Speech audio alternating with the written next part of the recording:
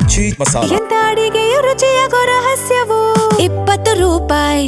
ಸರ್ಕಾರಿ ಜಮೀನಿನ ಮರ ಕಲ್ಲುಗಳ ಮೇಲೆ ದುಷ್ಕರ್ಮಿಗಳ ಕಣ್ಣು ಬಿದ್ದಿದೆ. ನೂರಾರು ಮರಗಳ ಮಾರಣ ಹೋಮ ಮಾಡಿದ ದುಷ್ಕರ್ಮಿಗಳು. ಬೆಳಗಾವಿ ಜಿಲ್ಲೆಯ ಬೈಲಹೊಂಗಲ ಮುರುಗೋಡ್ನಲ್ಲಿ ಆಗಿರುವಂತಹ ಘಟನೆ ಇದು. ಗೈರಾಣು ಜಮೀನಿನಲ್ಲಿ ನೂರಾರು ಮರಗಳನ್ನು ನಾಶ ಮಾಡಿದ್ದಾರೆ. ಮರಗಳನ್ನು ಕಟ್ ಮಾಡಿ ದಾಂಡೇಲಿಗೆ ಸಾಗಿಸಿದ್ದಾರೆ ದುಷ್ಕರ್ಮಿಗಳು. ಅಕ್ರಮದ ಬಗ್ಗೆ ಗೊತ್ತಿದ್ರೂ ಕೂಡ ಬೈಲಹೊಂಗಲ ತಾಲೂಕಿನ ಆಡಳಿತ ಮೌನ ಶರಣಾಗ್ಬಿಟ್ಟಿದೆ. ಈ ಬಗ್ಗೆ ಜಿಲ್ಲಾಧಿಕಾರಿಗೆ ದೂರು ಕೊಟ್ಟರೂ ಕೂಡ ಯಾವುದೇ ಕ್ರಮ ಆಗಿಲ್ಲ. ಜೆಡಿಎಸ್ ಜಿಲ್ಲಾಧ್ಯಕ್ಷ ಡಿಸಿ ಅವರಿಗೆ ದೂರನ್ನು ಕೊಟ್ಟಿದ್ದಾರೆ, ಮೊಹಮ್ಮದ್ ರೋಷನ್ ಅವರಿಗೆ. ಇಲ್ಲಿವರೆಗೂ ಅವರು ಯಾವುದೇ ರೀತಿ ಕ್ರಮ ತೆಗೆದುಕೊಂಡಿಲ್ಲ. ಗೈರಾಣ್ ಜಮೀನಿದು. ಇಲ್ಲಿ ಮರಗಳನ್ನು ಕಟ್ ಮಾಡಿ ದಾಂಡೇಲಿಗೆ ಸಾಗಿಸಿದ್ದಾರೆ ದುಷ್ಕರ್ಮಿಗಳು. ಬಟ್ ಇದೆಲ್ಲವೂ ಕೂಡ ಅಕ್ರಮ ಅನ್ನೋದು ಗೊತ್ತಿದ್ದರೂ ಇಲ್ಲಿವರೆಗೂ ತನಿಖೆ ಮಾಡೋದಾಗಿರ್ಬೋದು, ಕ್ರಮ ತೆಗೆದುಕೊಳ್ಳುವಂಥ ಕೆಲಸಕ್ಕೆ ತಾಲೂಕು ಆಡಳಿತ ಮತ್ತು ಜಿಲ್ಲಾಡಳಿತ ಮುಂದಾಗಿಲ್ಲ. ಈ ಬಗ್ಗೆ ಜೆಡಿಎಸ್ ಜಿಲ್ಲಾಧ್ಯಕ್ಷ ಸ್ವತಃ ಹೋಗಿ ಜಿಲ್ಲಾಧಿಕಾರಿಗಳಿಗೆ ದೂರನ್ನು ಕೊಟ್ಟು ಬಂದಿದ್ದಾರೆ. ಆಮೇಲೆ ಅಲ್ಲಿ ಸರ್ಕಾರಿ ಜಮೀನೇನಿದೆ, ಅಲ್ಲಿರುವಂಥ ಮರ ಕಲ್ಲುಗಳ ಮೇಲೆ ಈ ದುಷ್ಕರ್ಮಿಗಳ ಕಣ್ಣು ಬಿದ್ದಿದೆ. ಲೂಟಿ ಹೊಡಿತಾ ಇದ್ದಾರೆ. ರಾತ್ರೋರಾತ್ರಿ ಮರಗಳನ್ನು ಕಡಿತಾ ಇದ್ದಾರಂತೆ ಮತ್ತು ಆ ಕಲ್ಲುಗಳನ್ನು ಬೇರೆ ಕಡೆಗೆ ಸಾಗಾಟ ಮಾಡ್ತಿದ್ದಾರೆ ಅನ್ನುವಂಥ ಆರೋಪ ಇದೆ.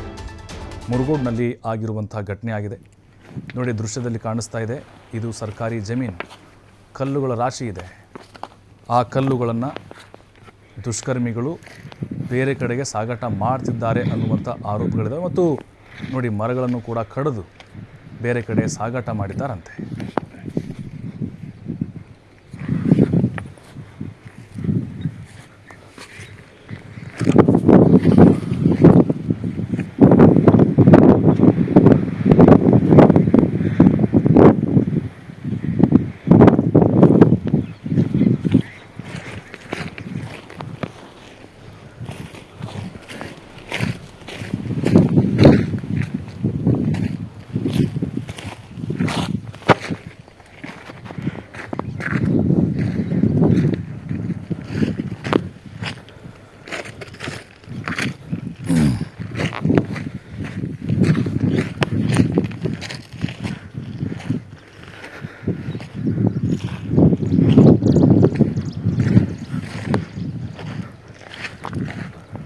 ಸರ್ಕಾರಿ ಜಮೀನಿನ ಮರ ಹಾಗೆ ಕಲ್ಲುಗಳನ್ನು ಹೊತ್ಕೊಂಡು ಹೋಗ್ತಾನೆ ಇದ್ದಾರೆ ನಿರಂತರವಾಗಿ ಅನ್ನುವಂಥ ಆರೋಪ ಇದೆ.